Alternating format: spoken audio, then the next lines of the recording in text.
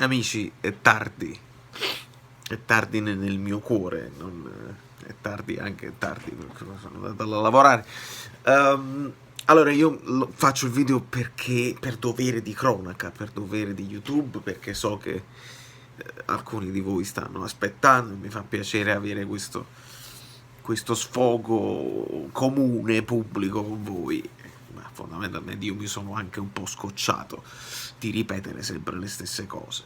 La formazione era quasi obbligata, viste alcune defiance, viste insomma gli infortuni di Allan. Purtroppo chi le ha mette? Puoi mettere Elmas al posto di un Fabian, col senno di poi si può parlare di questo perché Fabian è inguardabile in questo momento.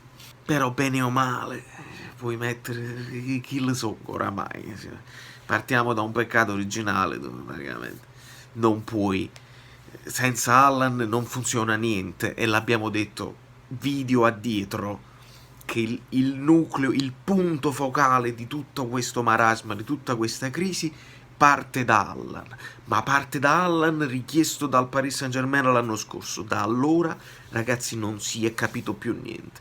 Nonostante Allan le ultime due partite è stato il più positivo come garra, come grinta, perché si vuole guadagnare, perché adesso questo sta succedendo.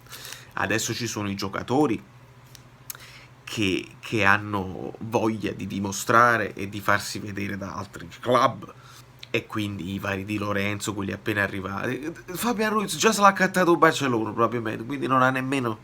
Ma ci sono quegli altri che ancora devono dimostrare. Meret, lo stesso Elmas probabilmente ci metterà un po' di voglia, ma io se vedo Mertens camminare in campo vuol dire che già è un contratto da qualche parte.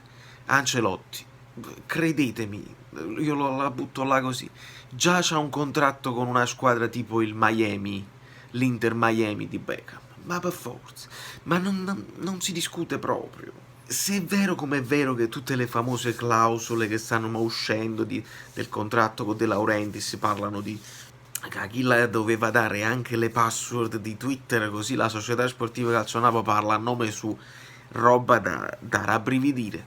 Ma è vero che tu hai firmato, l'hai letto il contratto, l'hai accettato, e allora la colpa è pure tua. Quindi questo attacco De Laurentiis l'hai accettato, vuol dire che hai avuto il tuo ritorno. Vuol dire, lo devo dire, è offensivo, ho cercato di non dirlo fino adesso, vuol dire che sei venuto qua a far fare esperienza a tuo figlio, che da padre probabilmente è una bella cosa, ma il rispetto di questi tifosi che tengono le camerette come i bambini di 15 anni viene a mancare. Se la formazione era quasi obbligata, io continuo a non capire perché cazzo metti Mertens Lozano quando non avrai profondità? Stai giocando contro l'Udinese. Si chiuderanno tutti indietro. Ricordate il Chievo? Quella è. Si chiudono tutti indietro e lanciano palla su Okaka e alla velocità di cui... Ma Cacciavò, è impossibile che Ancelotti non preveda questo. E allora Lozano dove lo vuoi lanciare? Dove? Mertens che cosa... Come fai a far giocare Mertens che se le sta guardando le partite? Mertens se ne deve andare a fare in culo in questo momento. E Ciro, l'amore per la città, non me ne fotte un cazzo. Questa è gente che non sta rispettando i tifosi, che non sta rispettando la maglia, e se ne devono andare. Mertens se ne deve andare adesso, a gennaio, perché non deve assolutamente raggiungere Hamsik e entrare nella storia. Non se lo merita, non puoi finire così. Il famoso video che mettiamo qua, magari facciamo un po' di editing, lo mettiamo qua. Io mi è arrivato dopo perché Angioletto me l'ha mandato chiaramente su WhatsApp. Poco prima io avevo detto cambio la mia idea di 33, 33 e 33 di responsabilità tra Ancelotti, la società e i giocatori cambiano, perché io quello che ho visto nel primo tempo, i mollicci, i lentissimi, i prevedibilissimi, proprio senza gene, senza voglia. E poi arriva il gol quasi casuale di Zielinski che in libera uscita fa la percussione, arriva al tiro, dopodiché un poco di reazione, ma un poco di reazione sempre a partire da Zielinski, che è uno di quelli che vuole come si dice, riabilitarsi alla faccia del mercato, perché questi giocatori in questo momento stanno semplicemente pensando: ma l'anno prossimo chi mi può accattare? E beh, è l'unica cosa che stanno pensando, perché non stanno giocando per raggiungere la zona Champions, non se ne fregano proprio. Col Genk faranno una partita probabilmente interessante, o no, tanto pare che anche perdendo abbiamo delle chance. Non mi aspetto più niente, non c'è niente da vedere sicuramente, ma il famoso video, questo qua, dove Mario Rui siamo riusciti a recuperare un pallone di difesa e non riparte più nessuno, tu stai 1-1, stai in una situazione di crisi profonda, niente di meno, tu non riparti, camminano tutti, camminano, oh, quindi la responsabilità shifta e cambia, i giocatori si prendono un bel 40% e poi si dividono 35 e arriviamo a 75 e un 25 la società. Quindi un bel 40% i giocatori, perché questi non sono uomini, questi sono degli uominicchi, sono dei piccoli mercenari, nemmeno grandi mercenari, sono dei piccoli mercenari che buttano il cuore oltre l'ostacolo solo quando stanno per vincere qualcosa. Quando quello così è andato. Lottiamo per lo scudetto, entusiasmo iniziale, perdiamo dei punti per strada, per sfortuna, per rigori, eccetera, eccetera. Io mi devo ripetere un'altra volta. Vabbè, tanto non tutti avranno visto gli altri video. Questo è successo.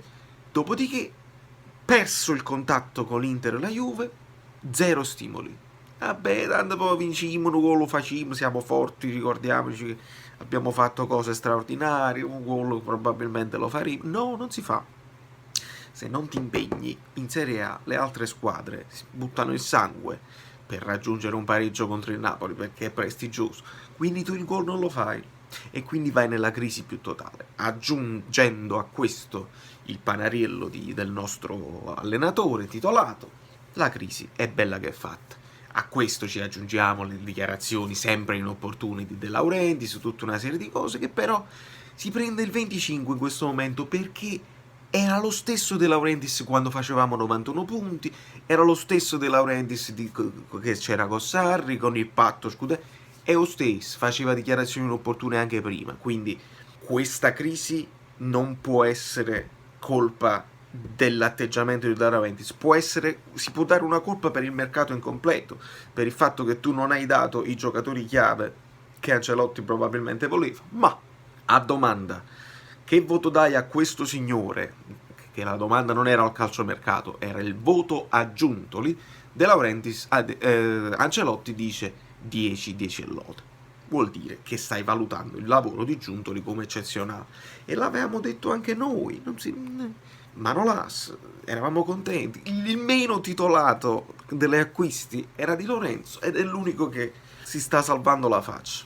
Lozano, eravamo impressionati dai video visti su, ma lo devi mettere in condizione di giocare bene, perché se no, se lo fai fare la punta che sbatte in faccia ai difensori, innanzi capite che avesse fatto sto guaglione. Malissimo, malissimo. Allora, le responsabilità adesso se le prendessero i giocatori, perché non hanno palle, non hanno voglia e non buttano il sangue. Quindi in questo momento questi qua per me devono essere licenziati a uno e non esistono i dissidenti, i ribelli, i pacifisti, quelli che vogliono... No, tutti quanti se ne andassero a fare in culo. Non lo so se si è mai vista una cosa del genere, ma un'epurazione quasi totale. Il 90% di questi calciatori se ne devono andare, perché se io vedo Mario Rui che cammina e dice ma che non si muove nessuno, vuol dire non è possibile, non è possibile, non è accettabile, è altro che multe. Mi devo ripetere, questi giocatori vanno castigati, vanno puniti seriamente, e il ritiro non è una punizione, il ritiro è una cazzata. Questi giocatori vanno presi non devono avere la via d'uscita, devono arrivare a fine contratto, devono essere mandati in tribuna, devono marcire, devono avere difficoltà a trovare un'altra squadra, perché in questo momento basta. Ancelotti va cambiato, e va cambiato ieri. Colpe o non colpe, questa squadra non reagisce ai comandi di Ancelotti, perché sono degli uomini di merda, quindi la colpa è anche dei giocatori. Però, sai da cagnà, non c'è di meglio in questo momento. Se io sento Gattuso, Gattuso era quello che telefonava ad Ancelotti per avere consigli, quindi io non credo che possa, ma una qualsiasi persona su quella panchina, a partire da Joaquin De Canio oppure Reia o chiunque, veramente chiunque, Montefusco, va benissimo. Una persona nuova che entri e dica: "Mo adesso la formazione la faccio io. Chi vuole giocare? Chi ha voglia? Se tu vuoi giocare alla destra, benissimo. Allora alla destra si gioca così." Serve, perché in questo momento siamo arrivati alla frutta e rischiamo la retrocessione, ma senza proprio... Ma non è catastrofismo, non si vince più, così, non si vince più. Quindi va cambiato e va preso un allenatore che sicuramente non sarà all'altezza di Ancelotti, ma va cambiato, perché così non si esce, non se ne esce, a meno che i giocatori non vengano presi e sbattuti in faccia al muro da Edo e qualcosa deve succedere, qualcosa di grave, altro che, ma qualcosa di gravissimo. Da New York, Valerio Fluido è tutto, non sono nemmeno più avvilito. Ho guardato la partita, non ho fatto il video reazione perché che non c'è niente a cui reagire. Era chiaro, era evidente, non ci credo più. Se non ci credo io, figuratevi loro. Loro prendono lo stipendio e stanno già pensando al prossimo ingaggio. Noi soffriamo, loro non se ne fottono proprio. Si faranno i selfie in nazionale con gli amici. Zero. Da New York, Valerio Fluido è tutto. Ci vediamo dopo il gank. Magari festeggeremo un passaggio. Che c'è da festeggiare per il passaggio agli ottavi? Me lo faccio fritto. Se passiamo agli ottavi, perché non è detto e non lo meriterebbero. Un'altra vetrina, ma prendetelo nel c***o.